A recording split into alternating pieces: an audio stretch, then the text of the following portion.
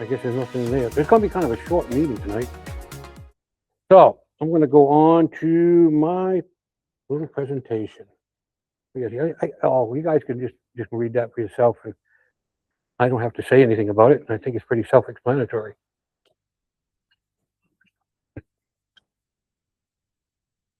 I like doing a couple of things, just keep your mind busy. You got those in the wrong order. Yeah. Oh. Upside down. Bacon. Oh, okay. Hey. All right. So what's going on for this month? It's actually been busy, I think. The first thing, Dave and myself installed a new 2-meter VHF machine. If you don't know, the VHF machine here in Lake Wales is now Fusion. And there it is.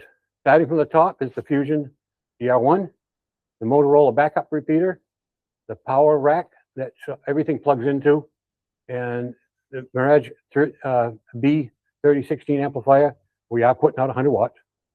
And the Astron power supply, 35 amp, and the Sinclair duplexer. The 4 cavities sitting on them. You can't see the red tips on it. The other duplexer is ready to be installed. I just haven't done it yet. It did meet all the specs. I didn't like the way the receive looked on it, so we touched that up a little bit. It wasn't out much. The next was Ben and I went up and put the 220 repeater in the building, the Landmark Baptist College in Haines City. Well, that was kind of a fast. After finding out it didn't do what I hoped it would do, I pulled it out, took it back to the shack. And the antennas were fine. They worked great. But here's where we stand. There's Ben, he's giving a thumbs up with the antenna. He did one of these up the leg shots for me, but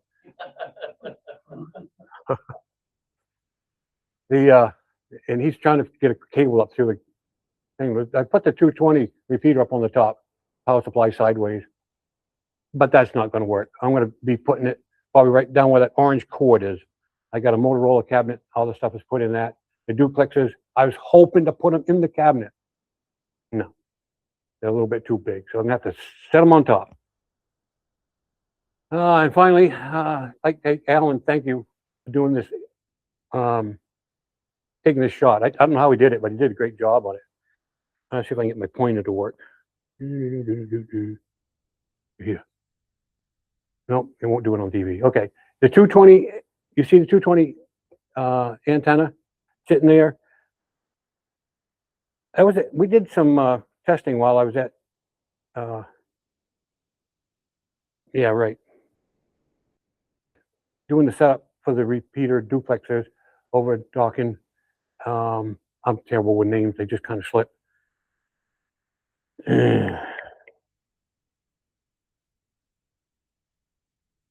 Okay, so anyways, we did some testing modeling of antennas. That antenna that's put up there is a 5 dB gain. That's like we explained it and did some modeling of where it is. It's like turning on a 25 watt bulb. You can see it will work. It does a fair job. Then I told him about this other antenna. It's a Super 22, whatever it is, but it's a 220 meg antenna, and it has 7.5 dB gain. That's all I like it. I paid $80 for that antenna. I think that's going to probably work for testing, but I'm going to Maine. I'm not going to be changing antennas out for now. But I would like the club to possibly think of that getting the other antenna, 22. It's $180 some, $185 or whatever it is. But it's like you have now a 100 watt bulb in that same room. So that's the easiest way I can explain it. It's like going from a 25 watt bulb to a 100 watt bulb. It's going to be better performance outward wise. It's going to be better performance portable wise. And we did the field modeling. And that antenna is going to work fairly decent. Not getting into Lakeland though. And I'm really hoping it could get into Lakeland. Yeah, unfortunately, the building's. Oh, Yeah. Because that's shooting west. Huh? I say that's showing the east side of the building. So Right. Got to make it over the roof to get Lakeland. Yeah. But anyway, that's where we stand now. I'll wrap up on where we stand. Okay. This is the 220 repeater. And I put it in this configuration. The cans are gonna sit on the top, and I'll show you that in a minute. The racket, the Arcom RC210, and the two Elencos, and that's a 50-watt amplifier underneath that's got the red light on it, you see? And the power supply, I think I have it sitting on the top for now. I'm gonna be changing that over to a 45 amp power supply as soon as it gets here from China.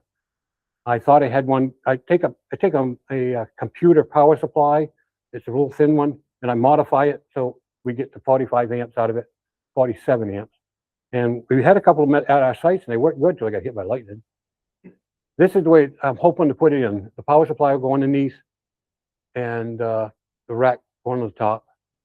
And I had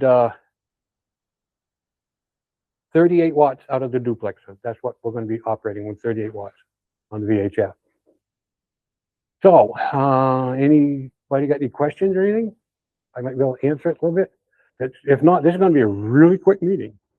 You got amplifiers on the other repeaters. You're not gonna put one on this? This one has an amplifier on it. See that green dot down here? 38 watts, right? 38. Right in the middle of it. That's the amplifier. That takes 5 watts to 38 watts. Then you move the antenna up to the next building. That goes, that'll get you over the top of the roof. Go back to the picture. And when you do, paint that door. No. When you move it up the elevator, the door. Do Your antenna that's down low, and you move it up next to that door, then you paint. It's gonna interfere with that FM broadcast. That antenna right there comes down, or here, goes over, and we're right in that wall right there. Right behind that wall. We have 20 feet of cable. I was going to put Highline on it. But if Lakeland is on the other side of that roof. That's good. I can't help it. I can't move the building.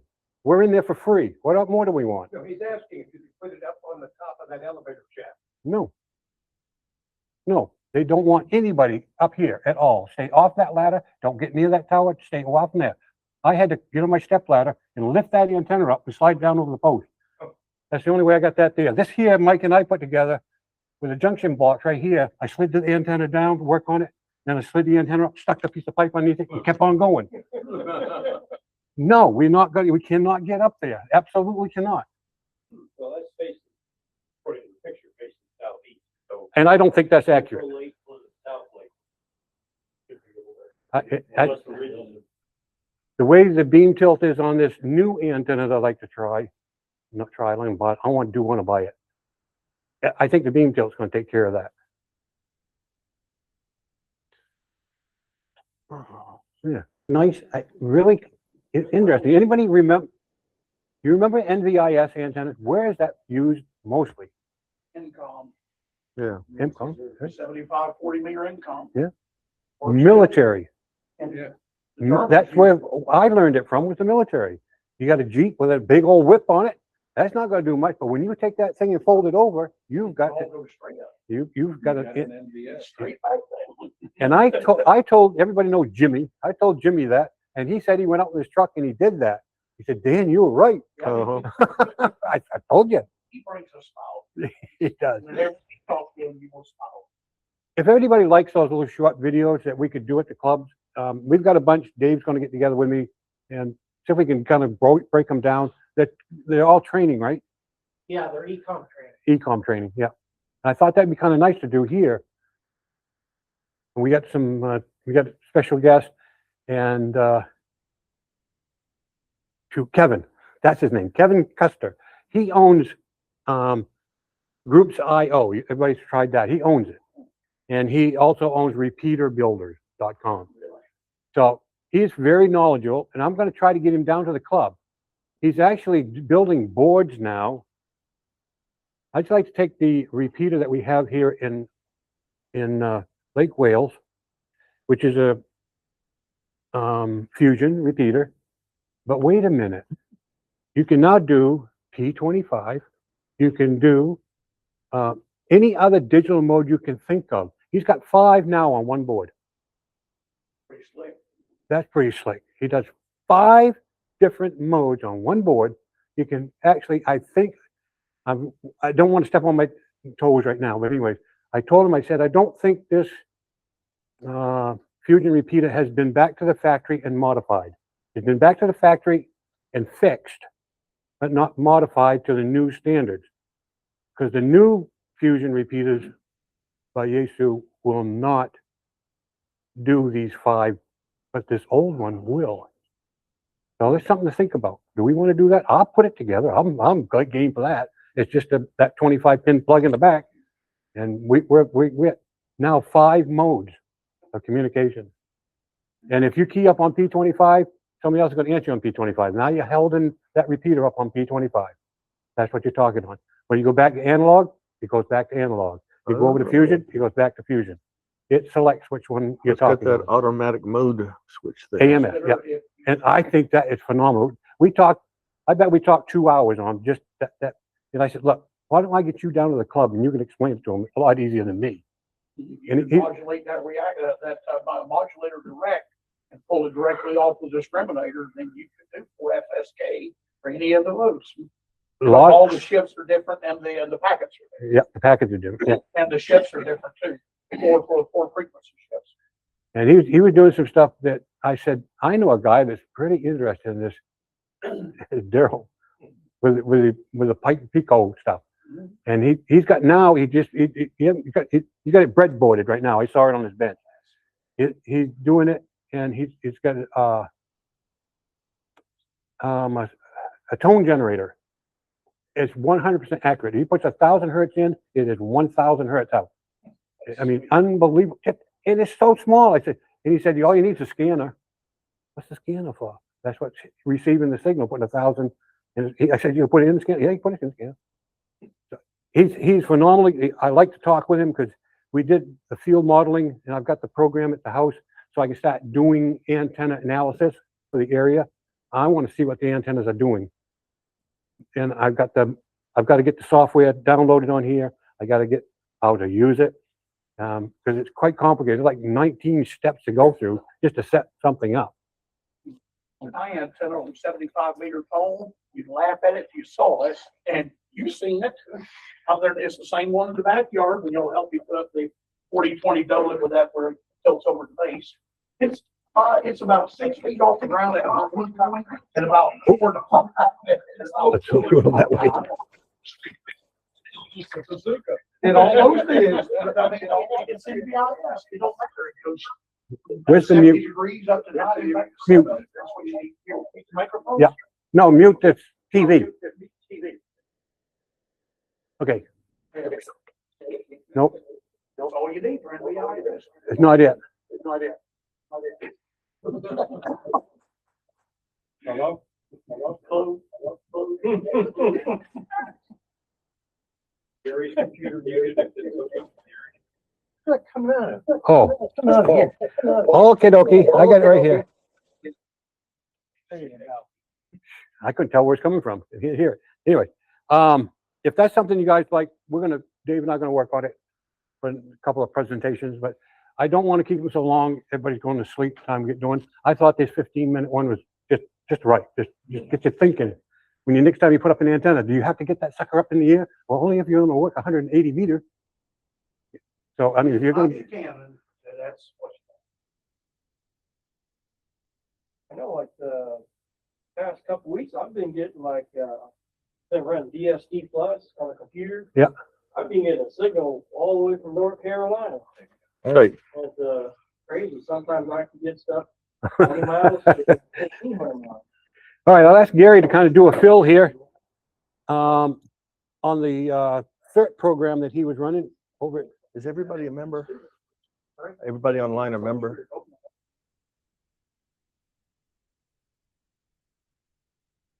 Yes. All right. Just don't want to be talking to the media, you know. By accident, you know. Your microphone's on? It's not Microphone on. classified. I don't know. I mean,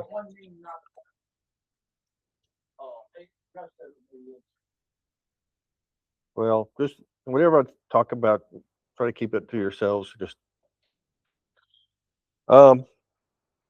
okay. So we have let me tell you where we live first. That might help set the stage. Okay, so Lake Ashton kind of starts up here where there's Thompson Nursery Road right there. And I live in the very bottom southwest corner, and that's about 3 miles across there. Now, Jim lives there. Roger lives there. Roger will become an important part of this as he was also involved in the search. Okay, so at 9:30, I believe it was,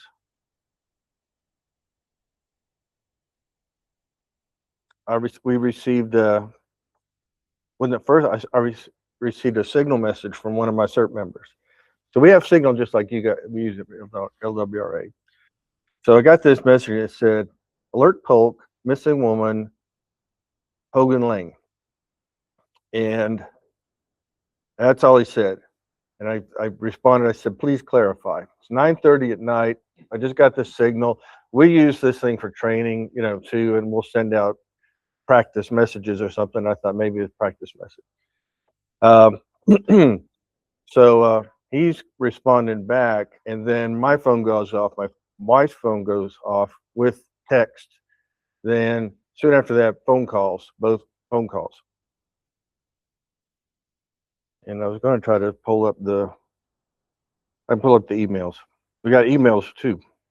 So we're on Alert Polk, and Alert Polk has all that stuff on there for you to be able to get your information. So if I can find it now. Alert Polk. Okay, so the first one comes up. This important Alert Polk message from Polk County government. This important message from Polk County Sheriff's Office. We are searching for a missing and endangered female. She is a 68-year-old white female who was last wearing a white and green top with green shorts. She has short brown hair and may be wearing glasses and was last seen on foot in the area of Hogan Lane in the Lake Ashton area. If you have any information about her possible whereabouts, please contact Polk County Sheriff's Office at their number. Thank you for the assistance. And we thought, So it's 9:30. I get it, and I think for a couple of seconds, and I call the equivalent of our mayor. We basically have 2 CDDs, and we elect 5 supervisors on both sides, and then as a head of the board kind of thing. So his name's Jim, and it was funny because about, what was it, Roger? 4 months earlier, we had this big discussion about should we activate for silver alerts, and our conclusion was that the silver alert is like a license plate thing where you're telling people to look out for a car and that kind of stuff. It's not about somebody walking out of their house and forgetting where they are. So there was no mechanism for us to get notified. We thought, how are we going to get notified? Now, maybe somebody could go up to the guardhouse and tell them, or they could call one of our CERT members and we said, okay, well, yeah, if someone wants help, we'll help them. But there's no way we can, be activated for this. And lo and behold, here comes this message. Like, we didn't know this was possible. So I called up the mayor. The mayor says he's also part of the sheriff's department. And he says, oh, we should let the police are here. They'll take care of it. And I said, well, I know neighbors are looking, so let's go ahead and activate the CERT team. He says, well, what do you want to do that? I said, yep, let's activate. So I sent a signal message out to all of our members and saying, basically, you got the Alert Polk. We're meeting at the Eagle's Nest, and bring flashlights, wear your vests, bring your GMRS radios and ham radios if you got them. So now, what do we got for radios? Okay, well, we have this building here, and it has a ham repeater and it has a GMRS repeater. Now, that is a closed GMRS repeater that is only supposed to be used for the internal security operations. That's the guy that owns it. And I have a GMRS repeater sticking on the back of my, oops, that's not my house. Oh yeah, it is. This is my house. I have a lanai. You're lost now. On the back of this lanai, there's, and it doesn't have them here because it's a long time ago, but it's about 25 feet up in the air. It's a 2 meter, and then there's an antenna that runs from the middle of the lanai to this corner. That's my HF antenna, horizontal, with the tuner. Okay, so we got a repeater down here where this blue house is, and 2 repeaters where it says work. Oh shoot, get out of here. All right. Now, she's at Hogan Lane. Well, we found out her address, and turns out she's in this area right here. And you see there's a cart path that runs right off this road right here. You can see it runs through the woods and over to a shed looking thing. This is where they park the golf carts for the golf course. So our minds are immediately racing towards these areas. Now, let me preface this with, we found out she'd been missing for 3 hours when we were notified. So you can think that's a lot of questions there. It took them 3 hours to get the alert polk out, so what was going on in those 3 hours? Well, there were some people looking for her. I guess her friends and neighbors. A lady had gone, I guess somebody had gone up to the guardhouse. Guardhouse said call 911. Both Winter Haven and Lake Wales police were there. So where's Eagle's Nest? Well, the Eagle's Nest is right here. This is where we decide CERT team's going to meet up. So we're meeting up here. Of course, it's all locked up, but they have outside lights, and we're sitting at tables outside because we knew she was about over here. So you can see now this area, we're bordered by Lake Hart, and this is Traditions up here. Where's Traditions? This one?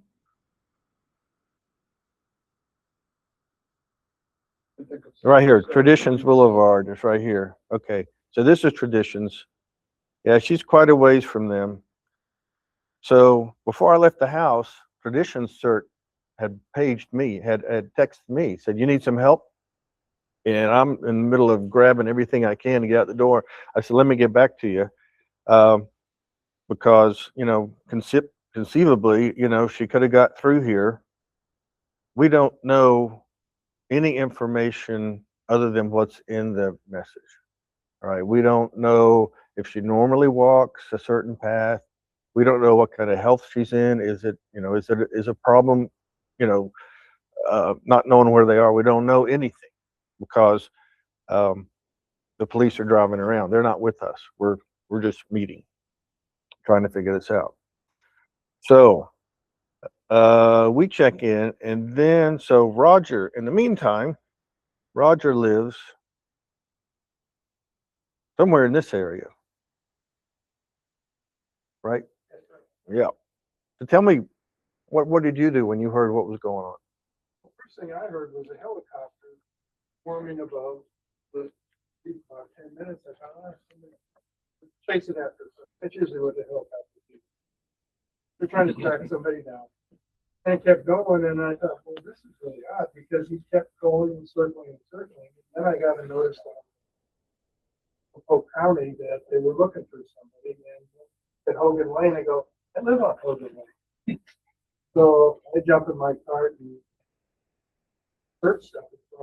I really didn't get the signal message. I really didn't know anybody else was doing anything. And so I wanted to focus where I was going to look was where Lake Hart is. Back that up a little bit there. Because there's, somebody's walking back there, and it may not be there very long. There's a lot of activity with animals. I focused on my search in that particular area. And eventually I did find out that CERT was activated and I started, people know where I was. That Gary had all the other people searching, spreading out from this central location further and further. So, right, that's basically, so you had a infrared? Yeah, I had an infrared scanner too, so I could see it. You know, somebody's laying down or something, I'll see it. Yep. Right, I see that animals eaters. So when you said infrared, you said you had infrared. I said, well, heck, I got night vision goggle. I left it at the house. So anyway, I ran back and got it because we wanted to be able to, you know, see out. And with, I should have brought that. I didn't know if I was going to give a talk tonight, but if I had known, I would have brought the night vision goggle and let you guys see how it works. It's pretty amazing. I mean, just like day, just like you're looking in the middle of the day, you could see if anybody's on the shore or whatever. So we're worried about, you know, we're worried about gators. We have a lot of them. They're there, and okay. So there's also, I wanted to point okay, Hogan Lake. Now we have what we call the Hogan Bridge, not the one on the golf course. It's legendary. But off Hogan, there's a bridge. This is a golf cart path, two lane. You can pass each other. You don't be going full speed doing it. Yeah. But look closely, and you can see that a lot of this is blocked by trees. So this is over a pretty swampy area, not to mention that. But so that was an area we wanted to check out. And now we're all the way over on this side of the neighborhood. So we got the night vision. We went through all that. They were, you know, police and a lot. The thing about, we had a lot of neighbors out, a lot of them. So much that I want to try to organize a neighborhood posse type, not CERT, but reports to CERT thing. Anyway, where was she? Oh, wait a minute. One other thing. So Roger, you were going to work with the dogs. What was that? What was going on with that? Somebody called search and rescue dog. Anyway, she came with a bloodhound. Start at that house and then try to track this lady. Yeah. So did they get started? Because I think Yeah, she just started and then the message came out that we found. She was found. She was found up here on Strathmore. What's that, about a mile, 2 miles from her house? 2 miles. She had walked 2 miles. Like, this is Strathmore, and she was here where it says Lake Ashton, that Lake Ashton Golf Club. So all the way up here. So we're like going behind these houses with flashlights. We've got flashlights. And any CERT team member on here, you need a better flashlight than what they give you in the backpack. That's an absolute. that flashlight is for someone to find you, not for you to find someone.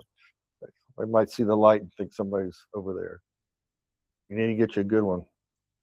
And we had handheld spotlights. We're looking through the houses. Anyway, that's about it. I mean, we had 10 CERT members on the team. We had 4 teams out. 2 people, net controller and his commander stayed at the command post, and we radioed in, and you guys hear them on the Aries net. There's a lot of guys on the team that check in, and it was really nice. Nobody was had any radio problems. Sometimes we'll get on there and oh, I couldn't hear you, or we got a tone set wrong, or because we do nets every month, we do a different kind every week, either a simplex GMRS, a repeater GMRS, simplex ham, and a repeater ham. And then we test the restricted repeater once on the 5th week of the month.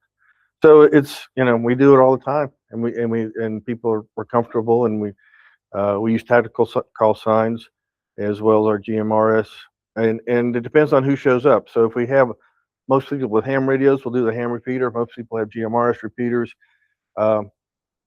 We'll use the GMRS, and then we have some simplex frequencies we're standardized on. When you report that to Christine, count up your hours, that could go on your folk area's monthly report as volunteer. Oh yeah, we had Be sure to put that in. we collect. We have one of our members collects hours. Yeah, keep doing that. That's good for areas to do that. The ARRL, they want to see that document. They want you to document those hours. So yeah, so it lasted until let's see, we started at 9:30, about 11, about 90 minutes was the whole thing for our part of the search. So a lot of questions came on, and Ben answered this question already. And I want to ask you guys: did any of you guys get the message of the missing woman in Lake Ashton 2 nights ago? Yes. Yeah. You got it in Haines City. Yep. See, not everybody got it. I got it at the house phone, but not my cell phone. I didn't get it, but I'm too far south. I got it on my cell phone, but not on the house phone. We got it on our cell phone. Not very. I got Okay. it on the house phone. That's why I didn't get it. Guys, on alert poll, you have to opt in. That's right. So you have to opt in which phones you want to get alerted, which emails you want to get alerted. You have to go to the Polk County Emergency Management, go to alert poll and opt in. I get some alerts, but maybe I'm too far south. Well, the way they do it is they either do it by zip code or they draw a polygon. Somebody in That's what we want to know. draws a polygon, and every phone in that, every person in that polygon will get alerted. So yeah, my question then is, how big are those polygons? They're freehand, so it depends on Oh, that's nice. who's drawing them. Explain why I did it. By zip code, obviously, is structured, but if they do it with a polygon, because it might be multiple. You Okay. don't want to wake somebody at Lakeland. Right. Right. Yeah, so, And then- but you have to opt in, everything, I think everything, maybe not your home phone, you still have a hard line, but you have to opt in your emails and cell phone. I do know that. Okay. So we're just wondering, how precise can they send a notification? Because that has a lot of ramifications for different types of emergencies. Just I don't say, know how small they can make it, I'm sure they can make it bigger. Yeah. I don't know. because it could be a really intense emergency and you just localize it, or they can, if it's generally, they can broaden it out, maybe it's variable. I don't know. Well, the polygons are, either by zip code or by polygon.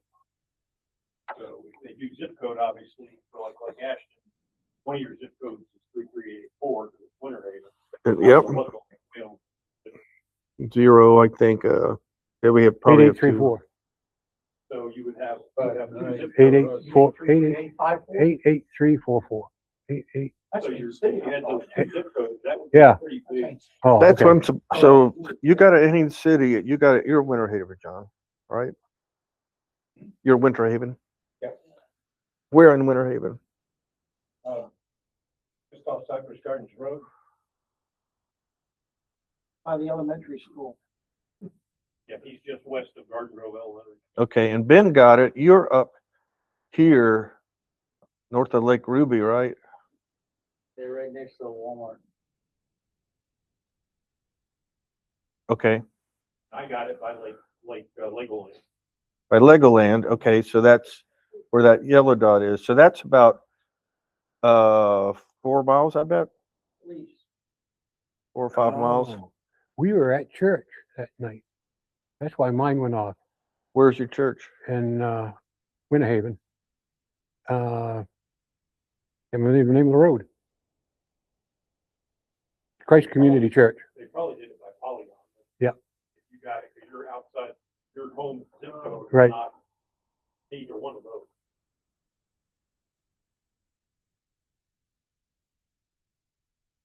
On your cell phone, I believe, I don't know that for a fact, but I believe on your home phone, obviously, based on the. Okay, so I'm thinking of like a 5 mile radius, Hmm. based on what people are saying. Did anybody get it on their home phones in the Lake Wales area? Yeah. In Lake Ashton? In Lake Ashton, yeah.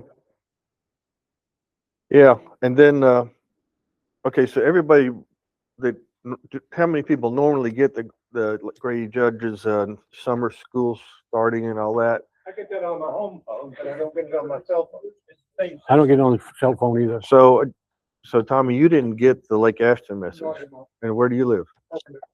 Okay, I think they use, the area code. Yeah, they either do. I have a 954 number and I rarely get anything for anything up here. so the more I we, do get occasionally from, Fort Lauderdale. Did you opt in here? Yeah, Well, dispatch is sending out good probably one or two ways, zip codes and polygon. so what, Some of them on my home phone. Cause I know the software that we used, and you can take a pen and get right down to the neighborhood. I get all the If stuff. you just did a geo fence of that I area. get Grady's back to school message. so they could I locate get nothing. from your address to a geolocation and then, But no one dispatches. It didn't happen on my I home phone. never had, I never had a call from the whole county. Like Ashland, Yeah. Waverly, 500. Yeah, I remember. Or they could have just done it. so, does anybody have any questions for me? Guess not. I guess not. We'll call it a wrap. See you next month.